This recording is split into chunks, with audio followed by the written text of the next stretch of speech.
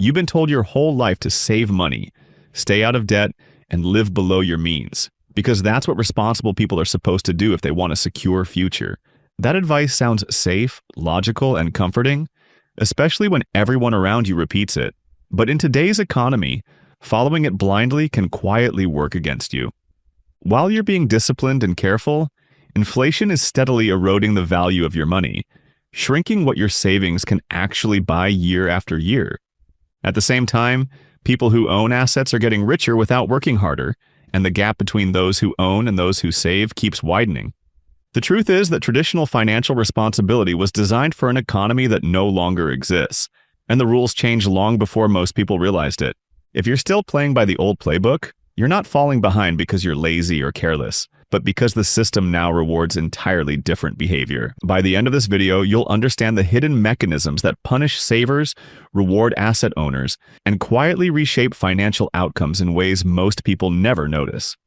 Most people believe a savings account is safe, but safety and growth are not the same thing, and confusing the two can cost you far more than you realize. Your savings might earn interest, but inflation often runs higher, which means your money loses purchasing power even while the number on your account looks bigger. You feel responsible because you didn't spend the money, but the system still extracts value from it, slowly transferring wealth away from you over time.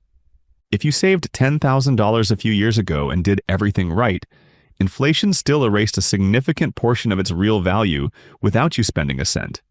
That money now buys less food, less housing, and less security, even though you followed the rules you were taught to trust. While responsible savers were losing ground, asset prices were climbing rapidly across housing, stocks, and real estate during the same period.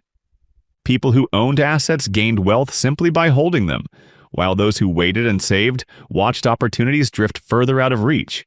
That down payment you carefully saved now buys less house every year you delay, because the target keeps moving faster than your savings can grow.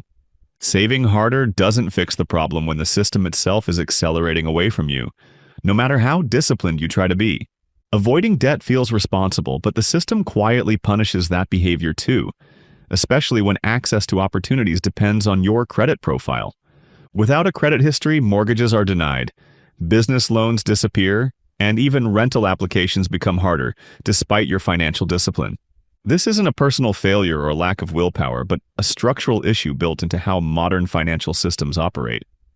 The real divide today isn't between spenders and savers, but between people who own appreciating assets and those who don't.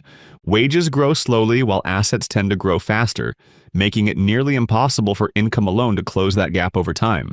Someone who bought a home years ago gained equity simply by existing, while responsible savers lost ground to inflation without realizing it.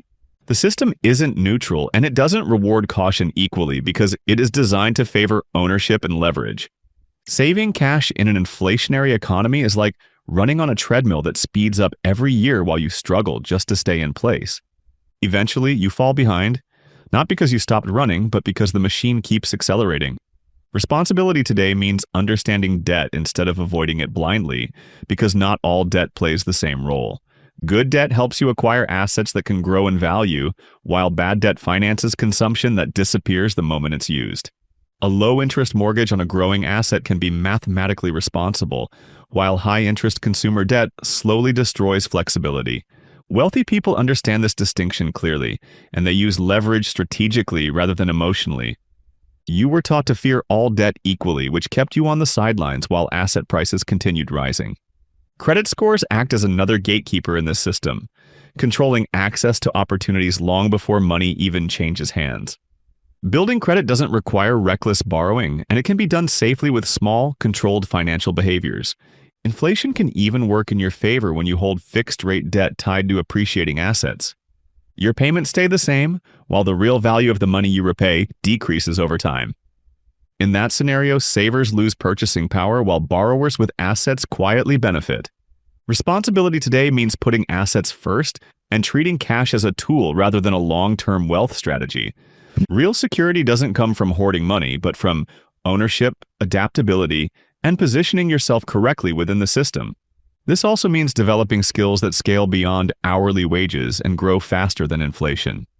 Income streams that expand over time change everything, especially when combined with ownership.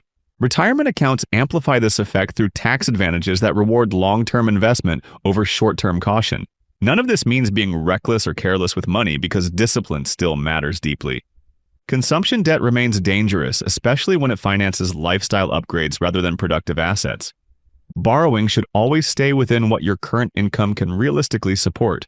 Emergency savings still matter because flexibility is part of real financial resilience. Understanding what you invest in is just as important as investing itself. Responsibility is no longer about short-term comfort or avoiding discomfort at all costs. It's about long-term positioning in a system that quietly penalizes outdated strategies. Safety that ignores inflation is an illusion, even when it feels emotionally comforting. The data confirms this pattern again and again across decades and economic cycles. Asset owners consistently gain ground, while pure savers consistently lose purchasing power. The system rewards those who understand leverage, timing, and ownership. This reality may not feel fair, but ignoring it doesn't protect you from its effects. Responsibility today means updating your strategy instead of clinging to familiar advice. Peter Drucker warned that acting with yesterday's logic is one of the greatest dangers during periods of change. And in today's economy, responsibility means updating your thinking before the system updates your life for you. See you in the next one.